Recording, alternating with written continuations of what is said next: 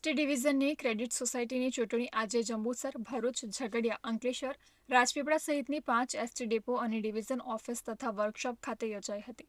કુલ 15 બેઠકો માટે યોજાયેલી ચૂંટણીમાં 3 બેઠકો બિનહરીફ જાહેર થઈ હતી, જ્યારે બાકીની 12 બેઠકો માટે આજે મતદાન થયું હતું.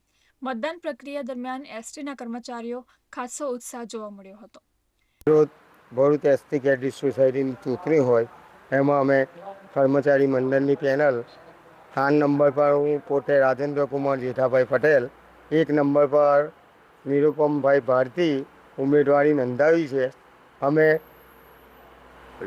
એસટીના સભાસદો, ડેપોના કર્મચારીઓની સેવા અને એમને અન્ય રૂપે મદદરૂપ થયેલા હોય કર્મચારીઓ પર અમને પૂરેપૂરો વિશ્વાસ હોય કે અમારી પેનને વિજય બનાવે એવી અમે આશા વ્યક્ત કરીએ છીએ અને અમને પૂરેપૂરો વિશ્વાસ છે કે કર્મચારીઓએ અમે કરેલા કામોનો બદલો અહીંયા અમને આપશે એવી અમને આશા છે.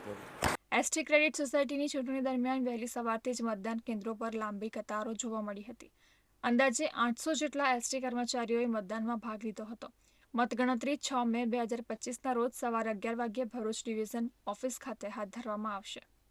રોજ 5/5/2025ના રોજ જંબુસર ડેપો ખાતે ભરૂચ વિભાગના એસટી ક્રેડિટ સોસાયટીની ચૂંટણી હોય એ સંદર્ભે ઉમેદવારી તરીકે અમે ભારતીય મજદૂર સંઘના નેજા હેઠળ મારી પેનલ 2 અને 4 ભૂપેન્દ્રભાઈ પરમાર તેમજ સચિનકુમાર ભીખાભાઈ પટેલ 2 અને 4 નંબર અમે કામદારના સંપૂર્ણ કામો સહયોગથી, લાગણીથી અને ડેપોનું કામ સાચું ને સારું થાય, એસટીનું સારું થાય એના માધ્યમના નેજા હેઠળ અમે કરતા હોય.